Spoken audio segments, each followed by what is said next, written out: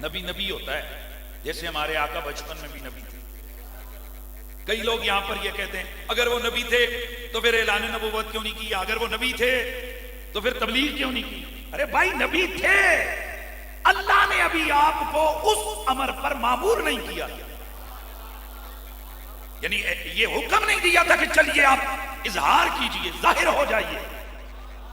کیوں؟ کیونکہ جس وقت اللہ کی طرف سے نبی کو بعثت کا اعلان ہو جائے, یعنی اس کو حکم دے دیا جائے کہ اب تو نے اب تبلیغ کرنی ہے, اعلان کرنے, تو اس کے بعد نبی پر تبلیغ کرنا فرض ہو جاتا ہے. نبی پر تبلیغ کرنا فرض اور ضروری ہو جاتا ہے. اور جن کو وہ دعوت دے ان پر اس نبی پر ایمان لانا لازم اور فرض ہو جاتا ہے. اور یہیں سے جب وہ اعلان نبوت کرتا ہے نبی, تو جو ماننے والا ہوتا ہے وہ مومن کہلاتا ہے, اور جو انکار کرنے والا ہوتا ہے وہ کافر کہلاتا ہے. تو اب جب آپ کو یہ معنی بعثت کا سمجھ آ گیا تو ہمارے نبی پاک صلی اللہ علیہ وآلہ وسلم جو حکم دیا, یعنی مامور کیا اس چیز پر کہ آپ اعلان نبوت کریں, تو اس حوالے سے ہمارے آقا صلی اللہ علیہ وسلم نے اعلان نبوت کب کیا, کتنی عمر میں کیا, کس مہینے میں, کس انداز سے کیا, یہ ایک ڈیٹیل ہے جسے آج کی اس نشست میں انشاءاللہ ہم کوشش کریں گے کہ ڈسکس کریں. اس میں اتفاق ہے کہ نبی پاک صلی اللہ علیہ وسلم نے 40 سال کی عمر مبارکہ میں اعلان نبوت فرمایا. یعنی آپ کی یہ جو بعثت مبارکہ ہے یہ کتنی عمر برس میں, بھئی بولتے جائیے, کتنے برس میں, 40 سال. مہینہ کون سا تھا جس مہینے میں اللہ کے نبی نے اعلان نبوت فرمایا؟ دن کون سا تھا؟ یہ اختلاف ہے, 3 اقوال ہیں. پہلا قول مہینہ رمضان کا تھا کہ جب وحی کا آغاز ہوا اسی وحی کے آغاز کے ساتھ اللہ تعالیٰ نے حضور کو اپنی نبوت کے اعلان کا حکم دیا. دوسرا قول ہے ربیع الاول کا مہینہ تھا. تیسرا قول ہے رجب کا مہینہ تھا. تاریخ کیا تھی؟ بعض نے کہا رمضان میں 7 رمضان, 18 رمضان, 27 رمضان, 25 رمضان.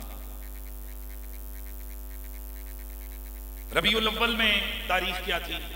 علامہ ابن عبد البر کہتے ہیں کہ 8 ربیع الاول, بعض نے کہا 1 ربیع الاول. لیکن اس بات میں سارے متفق ہیں کہ دن سوموار کا تھا. کیا تھا؟ کیونکہ اس کو تائید حاصل ہوتی ہے ان صحیح احادیث کے ساتھ کہ جن میں اللہ کے نبی نے خود فرمایا کہ میں اسی دن پیدا کیا گیا اور اسی دن میں نے اعلان نبوت کیا. تو اس لیے اس پر سارے متفق ہیں کہ دن کون سا تھا؟ سوموار کا. اب کیا کہیں ہم, کس چیز کے اوپر ہم لوگ نظریہ رکھیں کہ اعلان نبوت حضور نے کب کیا؟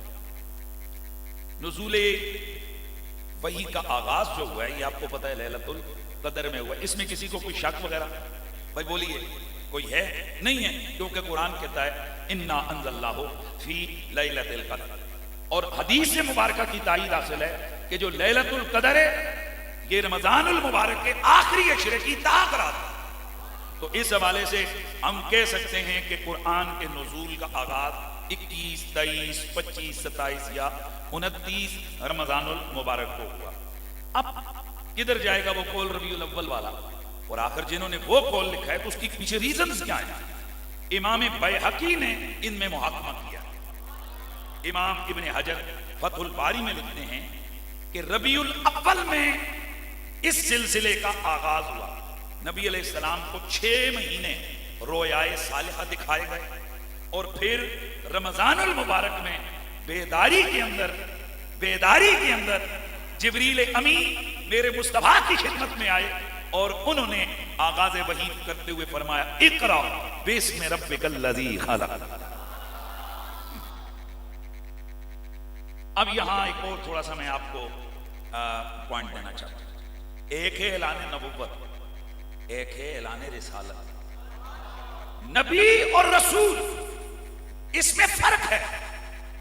ہر رسول نبی ہوتا ہے لیکن ہر نبی رسول نہیں ہوتا. یعنی رسول پہلے نبی ہوتا ہے پھر رسول ہوتا ہے. یعنی رسول کے پاس یہ دونوں عہدے ہوتے ہیں. کون سے؟ نبوت والا بھی اور رسالت والا بھی.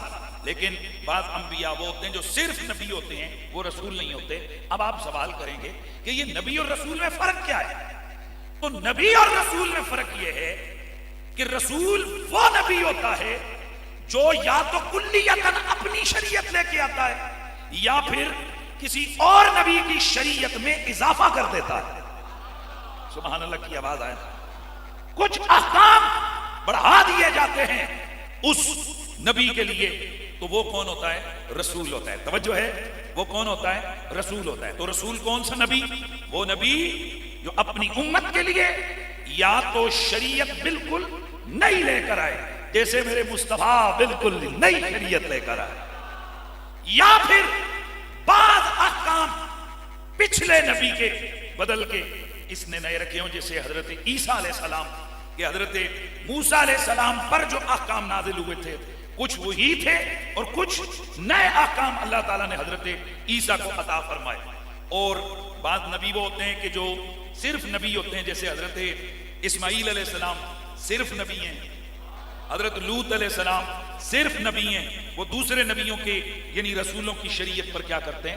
عمل کرتے ہیں. تو ہمارا نبی صرف نبی نہیں اور ہمارا رسول صرف رسول نہیں. ہمارے نبی ہمارے آقا کی عظمت اور شان ہے. ہمارے آقا سید الانبیاء ہیں اور سید الرسل ہیں.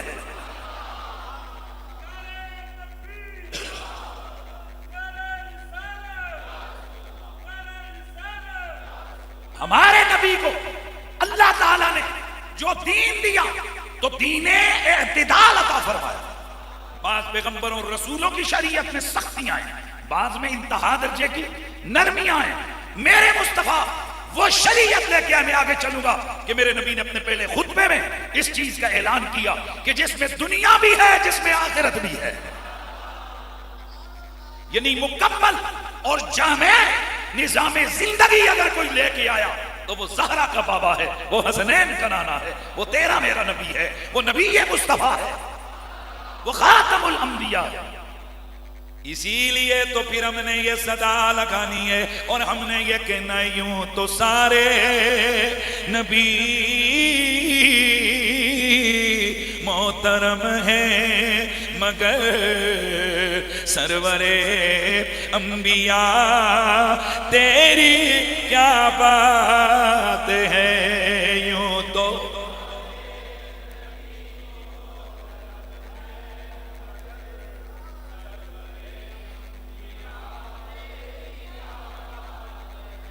یقیناً سارے میرے نبی کے غلام بیٹھے ہو. ذرا جھوم کے پڑھ لینا ہے، محبت سے پڑھنا ہے، عقیدت سے اپنے نبی سے محبت کا اظہار کرنا ہے. یوں تو سارے نبی محترم ہیں سرور تیری کیا بات ہے. ہائے سرور انبیاء تیری، اے حبیب خدا ایک بات ہے. حبیب خدا ایک یعنی اللہ کا معبود، حبیب خدا ایک تیری ذات ہے. اے میرے مصطفیٰ تیری کیا بات ہے. حبیب خدا کی اے میرے مصطفیٰ میرے نبی سے محبت کرنے والوں، میرا نبی صرف نبی نہیں، میرا نبی نبی الانبیاء ہے، امام الرسل ہے، سارے نبیوں کا سردار ہے، سارے نبیوں کا امام ہے. اسی لیے شاہ بریلی کا قلم حرکت میں آیا اور انہوں نے بھی لکھ دیا، کہتے ہیں کہ سب سے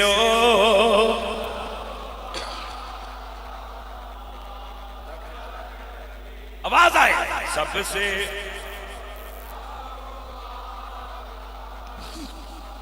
نبی سب سے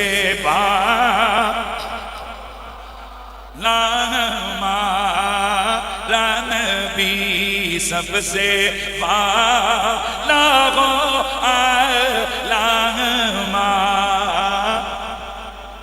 انبیاء سے کرو عرض مالکو کیا نبی ہے تمہارا سب مل کے پڑھنا ہے کیا نبی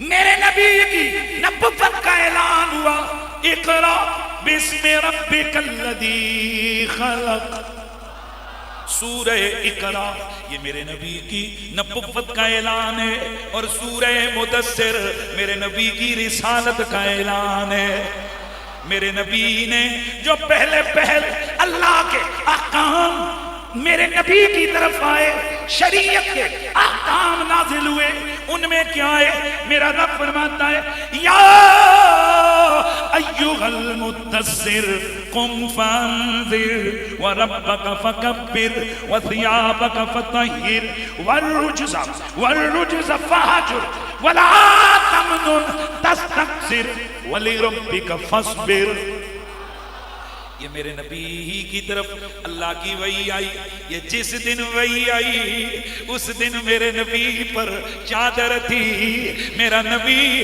کملی میں لپٹا ہوا تھا وہ اپنے نبی کی عظمت کا رنگ دیکھو میرے رب نے اسی انداز سے مخاطب فرمایا یا ایھا المدثر وہ چادر اوڑے ہوئے میرے یار کہیں فرمایا یا ایھا المزمل یا ایھا المدثر قم فانذر اٹھئے لوگوں کو ڈرائیے وَرَبَّكَ فَكَبِّرْ اپنے رب کی بڑائی بیان کیجئے وَثِيَابَكَ فَطَهِّرْ امت سے کہیے کہ کپڑے پاک رکھو وَالرُّجْزَ فَاهْجُرْ وَلَا تَمْنُنْ تَسْتَكْثِرْ وَلِرَبِّكَ فَاصْبِرْ او میرے سونے حبیب اپنے رب کی بڑائی کو بیان کیجئے والرجز فاہجر اے پیارے حبیب بتوں سے امت کو کہیے دور رہیں امت کو کہیے بتوں سے دور رہیں ولا تمنن تستکثر اور زیادہ کی نیت سے کسی پر احسان مت کریں یہ پہلا وہ احکام ہے جو اللہ کے نبی کو امت کے لیے اللہ نے عطا فرمائے ہیں دوستان گرامی اب یہاں پیس ہے کہ میرے نبی کو جب حکم ہوا کہ لوگوں کو دین کی طرف بلائیے میرے نبی نے اسلام کی دعوت دی اب سوال پیدا ہو گیا کہ وہ پہلا خوش بخت خوش نصیب کون ہے جس نے اس دعوت محمدی پر لبیک کہا اہل سنت کے مصادر اہل سنت کی کتب حدیث تفاسیر کیا کہتی ہیں یہ فقیر آپ کے سامنے آپ کو کسی جھمیلے میں نہیں ڈالے گا بلکہ یہ فقیر آپ کے سامنے چن کر منتخب چیزیں بیان کرے گا نتیجہ اخذ کر کے میں بیان کروں گا حقیقت حال یہ ہے کہ میرے نبی پر سب سے پہلے جس خوش بخت ہستی نے ایمان لایا کلمہ پڑھا وہ کوئی اور نہیں وہ حسنین کی نانی زہرا پاک کی امی میرے نبی کی بیوی ہم مومنوں کی ماں حضرت سیدہ خدیجہ الکبریٰ ہیں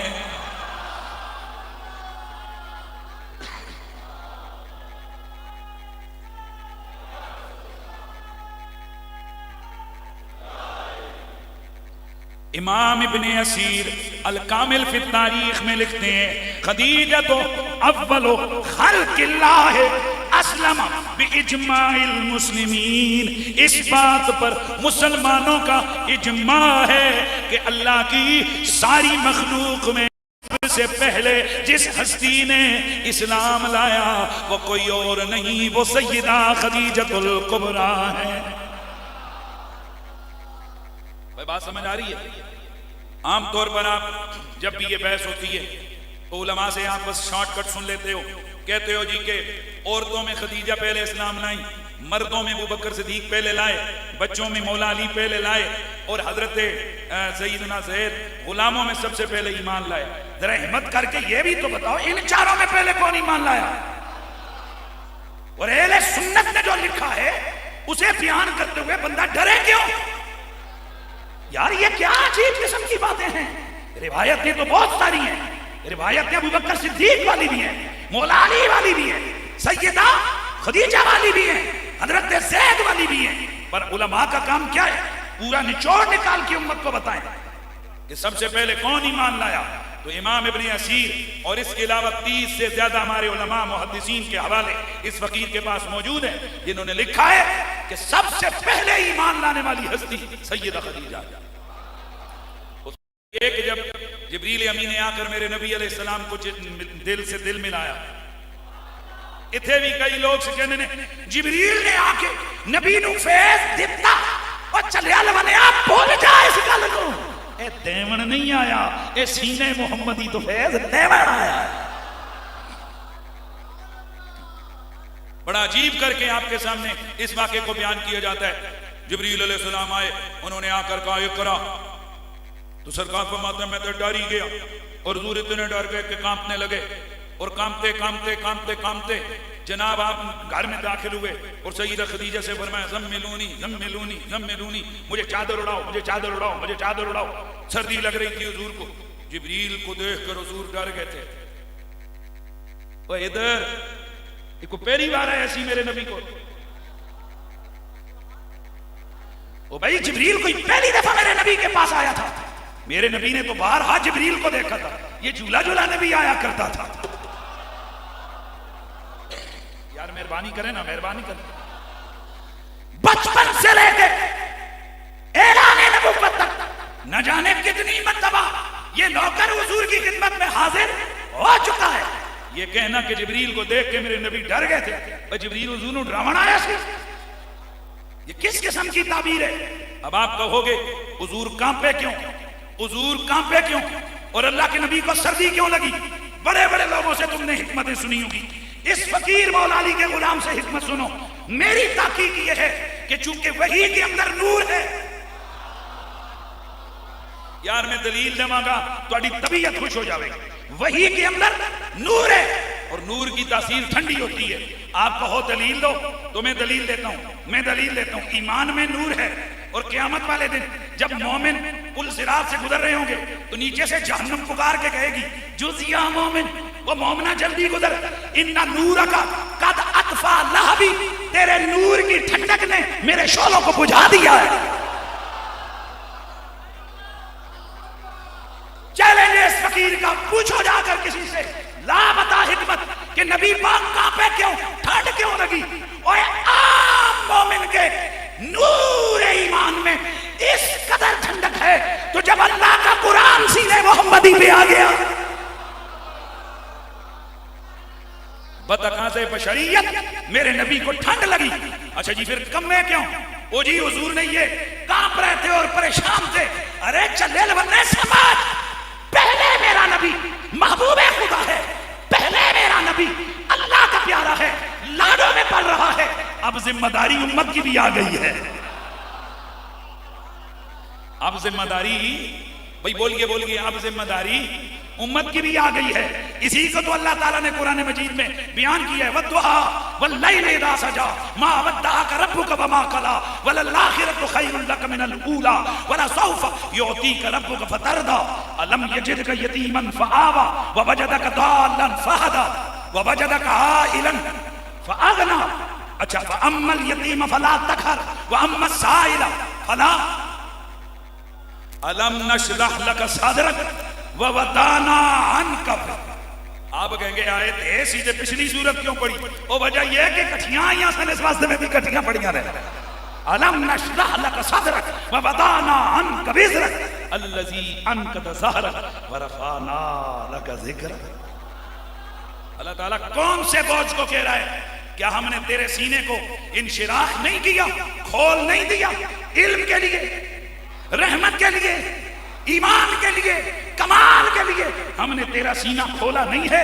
وَوَضَعْنَا عَنْكَ وِزْرَكَ، تیرے کندھوں سے بوجھ اٹھایا نہیں ہے، الَّذِي يَنقَضُ ظَهْرَكَ، جس نے تیری کمر کو توڑ کے رکھ دیا تھا۔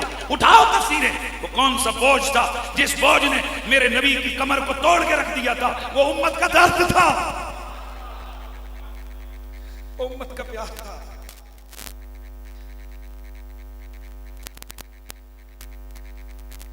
وہ امت کے گناہوں کا غم تھا میرے نبی کو، اس لیے کبھی غاروں میں جا جا کر رو رہے ہیں، کبھی آپ غاروں میں جا کر، کبھی عرش اولیٰ پہ جا کر رب پوچھتا ہے کیا مانگنا ہے، وہاں بھی ایک ہی سوال ہے، امت۔ تو اب رب نے جب فرمایا لِیَغْفِرَ لَكَ اللَّهُ مَا تَقَدَّمَ مِن ذَنبِكَ وَمَا تَأَخَّرَ، محبوبہ جعفر تیرا بوجھ ہٹ گیا، آج سے اعلان ہو گیا، تیرے صدقے تیرے اگلے بھی بخشے جائیں گے، تیرے پچھلے بھی بخشے جائیں گے۔ یوں تو سارے نبی محترم ہیں، مگر سرور انبیاء تیری نہیں مزہ نہیں آیا۔ اے ماحول ربیع الاول والا ہونا چاہیے دے کہ ہر طرف نبی نبی دیاں صداواں آ رہی نے، پتہ چلے آمنہ مسجد کے اندر بھی نبی کے عاشق اپنے نبی کا ذکر بڑے مست الستو ہو کے سن رہے ہیں، مل کے آواز آئے یوں تو سارے نبی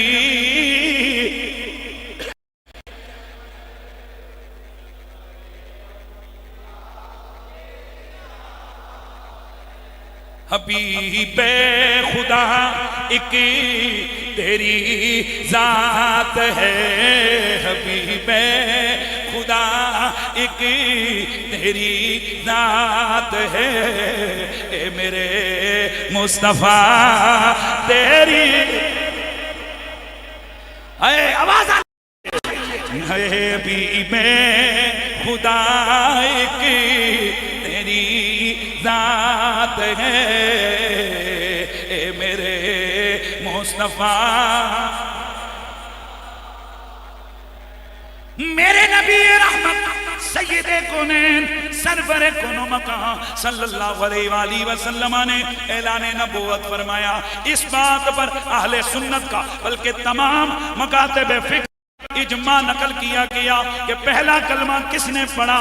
سیدہ خدیجہ الکبریٰ نے، کیونکہ میرے نبی پاک جب آئے اپنے گھر فرمایا زملونی زملونی، مجھے چادر اڑاؤ چادر اڑاؤ۔ حضرت خدیجہ آئیں، پوچھا کیا ہوا؟ میرے نبی نے سارا واقعہ بیان فرمایا۔ حضرت سیدہ خدیجہ آپ نے عرض کی اے پیارے محمد آپ کیا سمجھتے ہیں آپ کا رب کبھی آپ کو مغموم و محزون کرے گا؟ ایسا نہیں ہوگا۔ کیوں؟ اس لیے کہ بیواؤں کے ملجا آپ ہیں، یتیموں کے سہارا آپ ہیں، غریبوں کے پروردہ پالنے والے آپ ہیں، ان کے پرورش کنندہ آپ ہیں۔ اے پیارے محمد ایسے لوگوں کو اللہ ضائع نہیں کرتا، اس میں اللہ کی حکمت ہے۔ حضرت ورقہ بن نوفل انہوں نے جب یہ سنا انہوں نے فرمایا کہ یہ وہی ہے جو موسیٰ کے پاس آیا تھا۔ میرے نبی پاک صاحب رولاک نے اعلان نبوت فرمایا۔ یہاں عقل بھی کہتی ہے کہ جب گھر میں سب سے پہلے آئے، پہلے خدیجہ الکبریٰ سے ملاقات ہوئی تو کلمہ بھی تو انہوں نے ہی پڑھا ہے۔ اس کے بعد میرے نبی پر کلمہ پڑھنے والی ہستی مولا علی کی ہے، پھر حضرت زید بن حارثہ، پھر حضرت سیدنا ابو بکر صدیق۔ لیکن چونکہ حضرت خدیجہ گھر والی ہیں، بات گھر میں، علی بچے گئے، بات گھر میں، زید غلام ہیں، بات گھر میں، اور ابو بکر مکے کا چیف جسٹس ہے۔ اس لیے جب مکے کے چیف جسٹس نے کلمہ پڑھا ہر پاسے تمہ پہ گیا نے محمد نو پہلا یار ابو بکر مل گیا ہے۔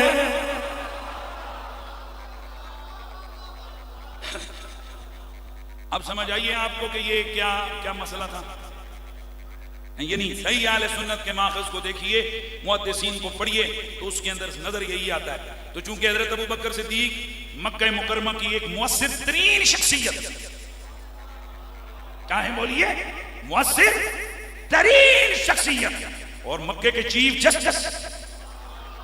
اور یہاں میں یہ بھی عرض کر دوں, اس پہ بہت ساری دلیلیں ہیں کہ جب حضرت خدیجہ, حضرت مولا علی اور میرے مصطفیٰ نمازیں پڑھ رہے تھے, ان تین کے سوا وہاں کوئی چوتھا نمازی نہیں تھا.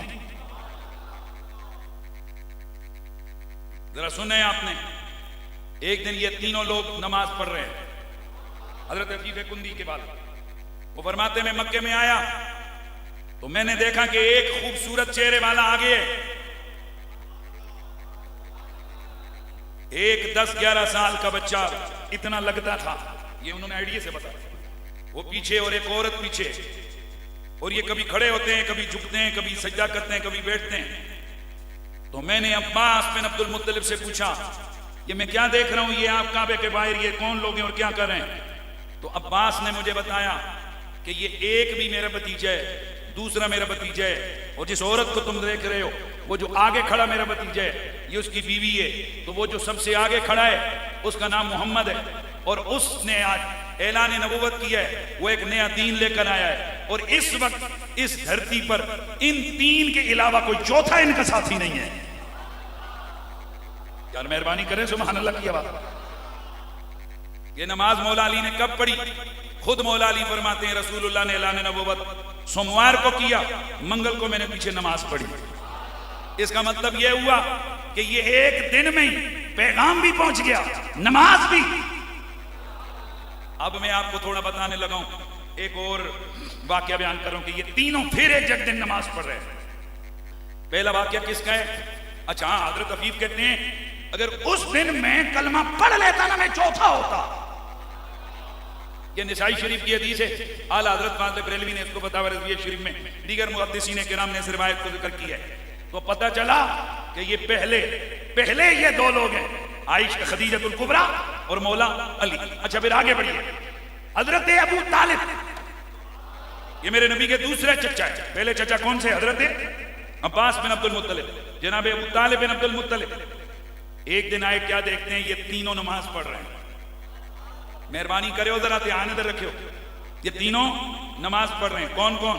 رسول اللہ, خدیجہ الکبریٰ, مولا علی.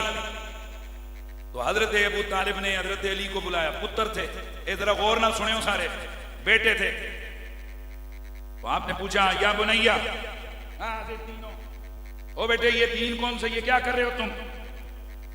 توجہ سے سننا. اب بیٹا کیا کہتا ہے؟ یا ابت آمنت باللہ وبرسول اللہ وصدقت بما جاء به وصلیت معه للہ واتبعته. اے میرے بابا توجہ سے سنیے, میں نے آپ سے نہیں پوچھا, لیکن میں اللہ پر ایمان لے آیا, اللہ کے رسول پر ایمان لے آیا.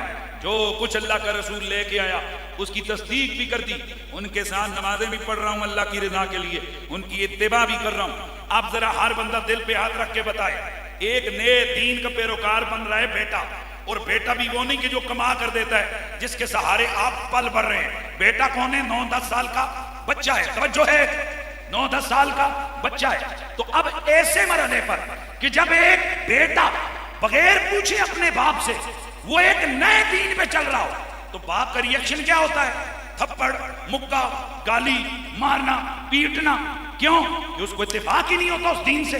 وہ کہتے ہیں خبردار مجھ سے پوچھ کر یہ دین کیوں بدلا. وہ دین تو چھوڑ, آپ کا بیٹا اتنی عمر میں مسلک بدل کے آ جائے, ایک دن آپ سنی لوگ ہو, آپ کا بچہ جلوس میں جا کے چھریاں مار کے آ جائے, تو اس کا جو سر نظر تم کرو گے, کہو گے اوے ہمارا باپ دادا سنی, ہم سارے سنی, او بے غیرت تو کدھر سے شیعہ بن کے آ گیا. یعنی مسلک بھی نہیں بدلنے دیتے. تو پھر میرا سوال یہ ہے, بیٹا دین بدل رہا ہے تو باپ کا ریئیکشن کیا ہونا چاہیے؟ بھائی سوچے نا ذرا, والد کا ریئیکشن کیا ہونا چاہیے؟ اب سنیے, چاہیے تو یہ تھا کہ ابو طالب میرے مولا علی کو مارتے, سختی کرتے, خبردار آج کے بعد مجھے محمد کے ساتھ نظر آئے. لیکن اس کے الٹ کیا کہتے ہیں؟ قال له امانه لم يدعك الا الى خير فالزمه. سیرت ابن ہشام اسلام کی پرانی ترین سیرت کی کتاب ہے.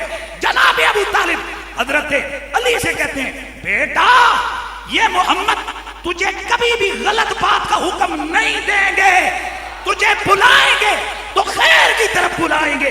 اے پیارے بیٹے توجہ، فالزم ہو، محمد کے دامن سے چمٹ جا.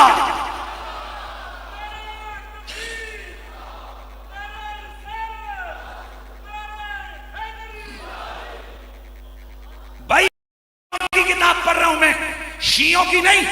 امام ابن ہشام کے حوالے سے امام صالح شامی نے، امام آلوسی، امام سیوطی نے، بڑے بڑے محدثین اہل سنت نے یہ واقعہ کوٹ کیا ہے. اب میں آپ سے پوچھنا چاہتا ہوں، اگر ابو طالب کو محمد عربی کے دین کا علم نہ ہوتا، اس کی خیر و برکت کا پتہ نہ ہوتا، اس کی فضائیوں کو نہ جانتے ہوتے، میرے نبی کی نبوت و رسالت کی عظمت کا ادراک نہ ہوتا، تو بیٹے کا منہ نہ سینک دیتے، بیٹے کا منہ نہ توڑ دیتے. لیکن ریئیکشن نہیں دیا سوائے اس کے کہ اور کہا پتر چھڑنا نہیں محمد نو،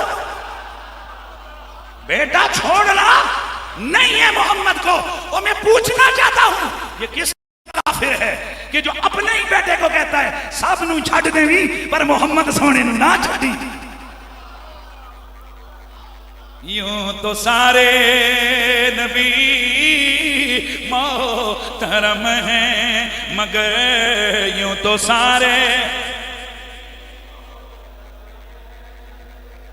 سرور انبیاء تیری کیا بات ہے. حبیب خدا ایک آواز آئے، حبیب خدا ایک تیری ذات ہے، حبیب خدا ایک تیری ذات ہے. اے میرے مصطفیٰ تیری. میرے عمرے کے ساتھی ہیں بڑا صاحب، پہلی دفعہ میری مسجد میں آئے، بڑے حیران ہو رہے ہیں کہ ہندیاں بھی تقریریں ہو دیا، چونکہ یہ اسلام آباد کے ماحول سے آئے ہوئے ہیں تو اتنے تو تمہیں پتہ کمنٹریاں ہونیاں نے، بسم اللہ وہ کمنٹریاں تو پھر مقتدی بھی کمنٹریاں لے تو یہ جوش جذبہ اتنے ہونے جتے خطیب سال ہو. ماشاءاللہ حاجی صاحب ہی تشریف فرمائیں، اللہ تعالیٰ ان دونوں کو جزائے خیر عطا کرے. دیار حرمین شریفین میں بڑا اچھا ساتھ رہا، کیا سکون، کیا پرکیف کو گھڑیاں. دعا کریں اللہ بار بار سب کو وہاں کی حاضری کی توفیق عطا فرمائے. تو ماشاءاللہ ماشاءاللہ میں چاہتا ہوں کہ ذرا ایک بار پھر پڑھ لو نا، پھر پڑھ لو. حبیب خدا ایک تیری ذات ہے، حبیب خدا ایک. اے میرے مصطفیٰ تیری، میرے نبی رحمت سید المرسلین کو پھر حکم ہوا محبوب پیارے خاندان کے باقی لوگوں کو بھی اسلام کی دعوت دے. میرے نبی رحمت نے اپنے خاندان کے لوگوں کو جمع کیا. سبحان اللہ کی آواز آیا. میرے نبی رحمت نے بنو عبد المطلب کو جمع کیا، خاندان والوں کو جمع کیا. پھر میرے نبی نے انہیں خطبہ دیا. اب سنیے مزہ آ جائے خطبے کا. یہ بھی برکت کہ میرے نبی نے جو پہلا خطبہ دیا وہ خطبہ کیا ہے؟ میرے نبی نے پڑھا الحمدللہ احمدہ واستعینہ واؤمن بہ واتوکل علیہ واشہد ان لا الہ الا اللہ وحدہ لا شریک لہ. یہ میرے نبی کے ابتدائی جملے. پھر میرے نبی نے دعوت کے لفظوں میں پیش کی. میرے آقا نے فرمایا ان الرائد لا یکذب والہ واللہ لو کذبتم الناس جميعا ما کذبتکم ولو غررتم الناس ما غررتم. او لوگو شریف بندہ کبھی بھی اپنے لوگوں سے جھوٹ نہیں بولتا. میں محمد نے کبھی غیروں کے سامنے جھوٹ نہیں بولا. تمہارے سامنے کیوں کر جھوٹ بولوں گا؟ میں نے کبھی باہر والوں کو دھوکہ نہیں دیا. تم اپنے خاندان والوں کو دھوکہ کیوں کر دوں گا؟ سنو اب تو عید شروع ہو گئی. واللہ الذی لا الہ الا ہو, اس رب کی قسم جس کے سوا کوئی عبادت کے لائق نہیں ہے. انی لرسول اللہ الیکم خاصہ و الی الناس کافہ, اللہ کی قسم میں اللہ کا رسول ہوں, تمہاری طرف خصوصی طور پہ مبعوث کیا گیا, کل انسانوں کی طرف عمومی طور پہ مجھے مبعوث کیا گیا. واللہ لتموتن کما تنامون, اللہ کی قسم جیسے تم سوتے ہو ایسے مر جاؤ گے. ولا تبعثن کما تستيقظون, جیسے سونے کے بعد جاگ جاتے ہو ایسے مرنے کے بعد تم دوبارہ زندہ کر کے اٹھا دیے جاؤ گے. ولا تحاسبن بما تعملون, تم سے جو جو عمل کیے ہیں ان کا حساب لیا جائے گا. ولا تجزون بالاحسان احسانا وبالسوء سوءا, اچھا کرو گے اچھا بدلہ ملے گا, برا کرو گے برا بدلہ ملے گا. وَإِنَّهَا لِلْجَنَّةِ أَبَدًا وَمِنْ النَّارِ أَبَدًا, اچھا کرو گے ہمیشہ جنت میں جاؤ گے, برا کرو گے ہمیشہ آگ میں جاؤ گے. واللہ یا بنی عبد المطلب, اللہ کی قسم او بنو عبد المطلب, ما اعظم شابا جاء قومه بافضل ما جئتكم به, انی قد جئتكم بامر الدنیا والآخرہ. او بنو عبد المطلب, خدا کی قسم اس دنیا میں مجھ سے زیادہ بہتر کوئی جوان ایسا آیا ہی نہیں ہے جس نے مجھ سے زیادہ اچھی کبھی دعوت دی ہو. یہ ایسی دعوت ہے جو دنیا میں بھی خیر ہے آخرت میں بھی خیر ہے. توجہ ہے جی سب کی. سب سے پہلے دعوت کس کو ہوئی؟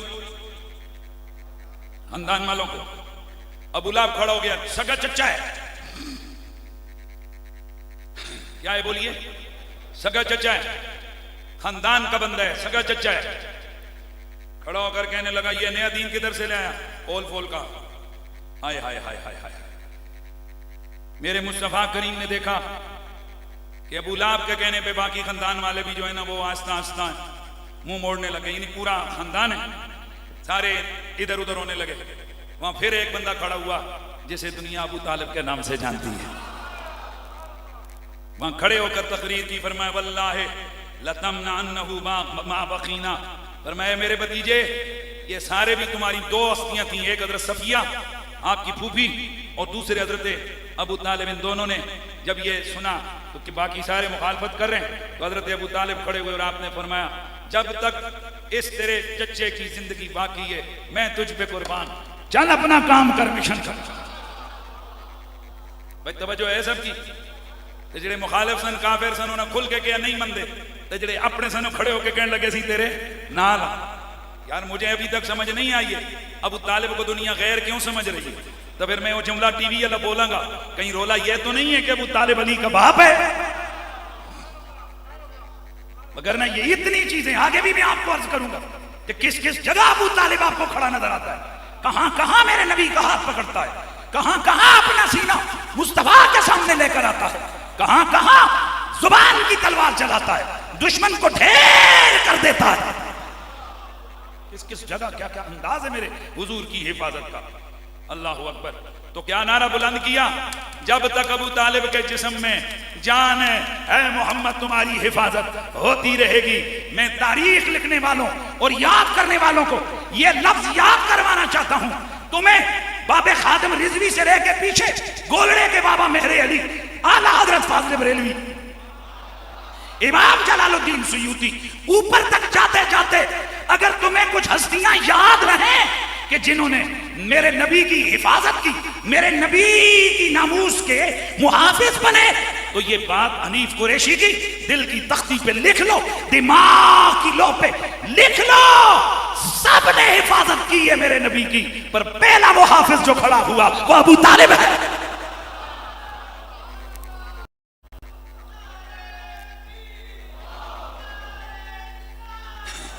میں نے ایک دفعہ ٹیلی ویژن چینل پہ یہ بات کر دی, کئی حضرات اگلے دن فونے کرنے لگ گئے. میں نے کہا تھا تاریخ نعت خوانی یعنی محفل نعت میں جب نعت کی بات کرو اس وقت تک نعت کا عنوان مکمل نہیں ہوتا جب تک پہلے نعت خان ابو طالب کا ذکر نہ ہے، اور ناموس حفاظت کی بات کرو گے تو اس وقت تک یہ تاریخ مکمل ہی نہیں ہوتی جب تک پہلے محافظ ناموس رسالت جناب ابو طالب کا ذکر نہیں آئے۔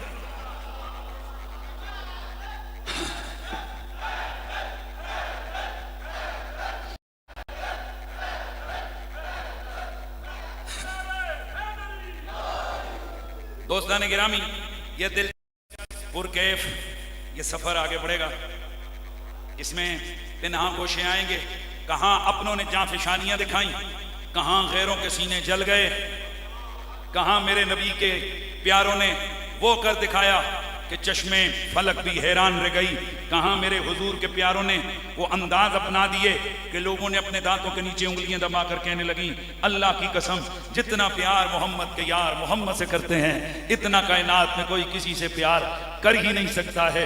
ہم بتائیں گے وہ کون ہیں جن کے جسموں پہ چھریاں چل گئیں، وہ کون ہیں جن کے جسموں پر کوئلے ڈال دیے گئے، پر وہ ایسے مست ہو گئے میرے مصطفیٰ کے حسن کے قیدی بن کر کہ ان کی جان آفرین کے سپرد ہو گئی، پر میرے مصطفیٰ کا ساتھ نہیں چھوڑا۔ یہ میرے حضور کے صحابہ ہیں، قربان صحابہ۔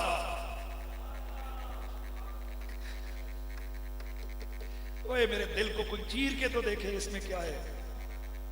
ہم تو حضور سے پیار کرتے ہیں، ہم تو حضور سے محبت کرتے ہیں، جو حضور کا پیارا ہے ہمارے دل کے اندر بستا ہے۔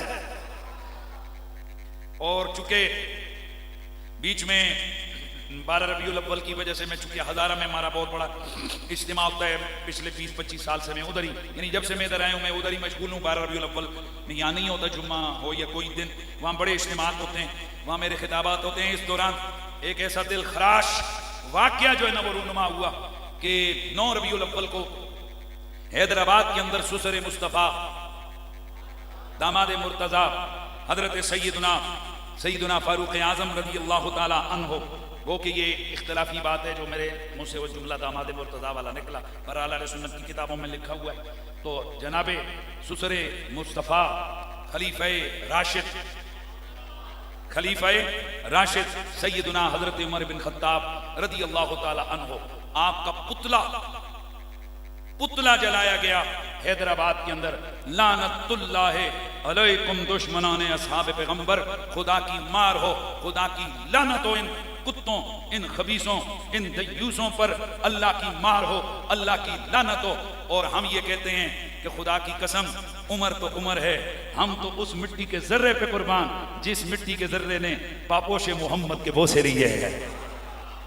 میں جس وجہ سے 2 جملے بولنا چاہتا ہوں، ہمارے وطن ہمارے ملک کے اندر کے اب قانونی حوالے سے، اور جسے کہتے ہیں کہ طوائف الملوکی کہہ دوں یا جسے کھلواڑ کہہ دوں، بنانا ریاست کا ایک انداز کہہ دوں، مجھے آپ جو کہیں میں کیا کہوں کہ اس واقعے کی لعنت اور مذمت، بتاؤ کون مسلمان ہے جو ان کتوں لعنتیوں پر لعنت نہیں کرے گا؟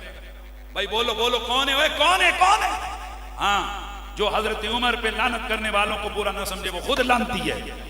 جو حضرت عمر سے وہ دیوس، وہ شیطان کا بچہ خود جہنمی ہے۔ ہمارے دوست ہیں، ہمارے کچھ عرصہ انہوں نے چند پڑھے بھی، لیکن خود بڑے اچھے رائٹر ہیں، پیر طریقت ہیں، سید اسد شاہ صاحب، یہ پینتھل آزاد کشمیر، یہ ضلع سدنوتی پرندری کا یہ علاقہ ہے، انہوں نے ایک میلاد کی محفل میں کھڑے ہو کر لعنت بھیجی ان گستاخوں پر جنہوں نے حضرت عمر کے پتلے جلائے۔ اب آپ حیران ہو جائیں اور سنیوں کے منہ پہ یہ زناٹے دار تھپڑ لگائے، اور لڑو آپس میں، اور ایک دوسرے کے دستوں گریبان چاک کرو، دیکھو ذرا تمہارے ساتھ کیا ہو رہا ہے۔ مجھے بتاؤ یہ شاہ صاحب نے اچھا کیا تھا یا برا کیا تھا؟ بولو یار بولو۔ اوے حضرت عمر پر لعنت بھیجنے والوں پر لعنت بھیجنا، ان سے برات کا اظہار کرنا، ان پر تبرہ کرنا، یہ اچھا کام ہے کہ غلط کام ہے؟ یہ ایمان والا کام ہے، یہ خدا کی قسم ایمان والا کام ہے۔ بجائے اس کے کہ ان کو اپریشیٹ کیا جاتا، سدنوتی کی انتظامیہ کی طرف سے وہاں کے ایک دہشت گرد اور فتنہ باز قسم کے وکیل کی درخواست پر شاہ صاحب کے خلاف 295 ایک کا پرچہ کاٹ دیا گیا۔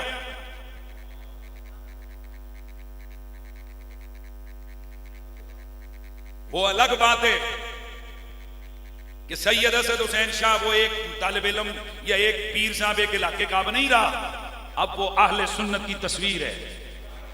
اور ہم آزاد کشمیر کی انتظامیہ کو چیلنج دیتے ہیں، جرت ہے تو گرفتار کر کے دکھاؤ. یہ کوئی خالہ جی کا گھر ہے، ماسی بیڑا بنائے ہوئے تم نے کہ جو گستاخ کی مذمت کرے گا میں کہتا ہوں وہ لانتی جنہوں نے حضرت عمر کے پتلے جلائے وہ یہاں میرے علاقے میں ہوں، پکڑے جائیں.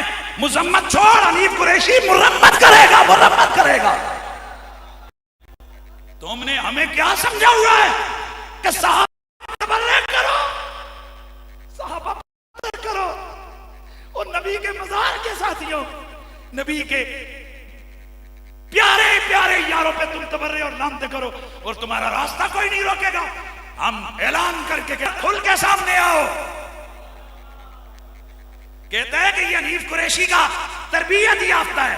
فخر ہے کہ میرے تربیت یافتہ لوگ صحابہ کے دشمنوں کو للکار رہے. مجھے فخر ہے کہ ہمارے شاگرد اور ہمارے جاننے والے، ہمارے تربیت والے نبی کی آل اور نبی کے صحابہ کے دشمنوں کے گریبانوں تک ہاتھ لے کر جا رہے ہیں. بیٹا جی بھول جاؤ کہ ہم تھوڑا سا بھی رو رعایت رکھیں گے. ہمت ہے کسی کی تو ہمارے خلاف بھی کرے کاروائی. ہم اعلان کرتے ہیں حضرت عمر کا پتلا جلانے والے کتے ہیں، جہنمی ہے. بولو جہنمی ہے. حضرت عمر کے گستاخوں پہ لعنت، حضرت عمر کا پتلا جلانے والوں پہ لعنت، حضرت عمر اور دیگر صحابہ پر تبرہ کرنے لعنت.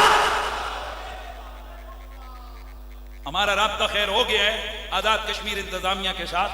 وہ اس مسئلے کو ٹھیک طرح سے حل انشاءاللہ کر دیں گے. ابھی تو بل ان کے گلے میں پڑے ہوئے ہیں، ابھی تو مہنگائی اور کئی چیزیں ان کے گلے میں پڑی ہوئی ہیں. بہرحال امید ہے کہ وہ اس چیز کو ٹھیک طرح سے حل کریں گے. بصورت دیگر یہ اتنا بالکل سیدھا سا مسئلہ نہیں ہے. یہ ملک میں فرقہ واریت پھیلانے کی ایک سازش ہے اور ہم اس کی کیا کرتے ہیں، مذمت کرتے ہیں. اور ہمیں پتہ چلا ہے کہ وہاں کی جو ایک پولیس کی اندر چھپی ہوئی کالی بھیڑیں، ان کی ملی بھگت سے یہ سب کام ہوا ہے. انشاءاللہ ہم ان کو بھی ننگا کریں گے اور ہم ان کے بارے میں بھی واضح طور پر بتائیں گے کہ کس کا کیا کردار ہے. اللہ تعالیٰ آپ سب کو توفیقات میں اضافہ فرمائے. ہمارے پریشان تو نہیں ہوگے باجی سے تسی بڑھائے سر پہلی بار یہ ہے ٹھنڈے نعرے لگ گئے ہیں جی. اللہ آپ سب کو خوش رکھے، سلامت رکھے. واخر دعوانا ان الحمدللہ.